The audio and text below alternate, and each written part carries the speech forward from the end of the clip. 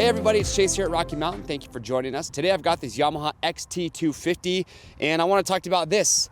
This is the Tusk Aluminum Skid Plate. This bike does not come with a skid plate, and if you're going to be doing any sort of off-road riding with one of these, then this is absolutely a part that you're going to want on your bike. This is made from 3/16 aircraft grade aluminum. As you can see, it gives you really good coverage front to back, side to side.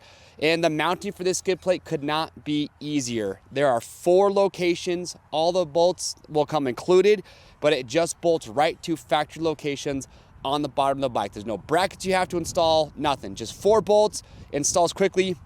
You do have a cutout right here on the bottom too, so if you want to drain the oil off the bike without removing the skid plate, that will allow you to do that. But again, for the XT250, if you're looking to get some really good protection for the undercarriage, you need one of these skid plates. To grab one, click the link or head to RockyMountainHVMC.com.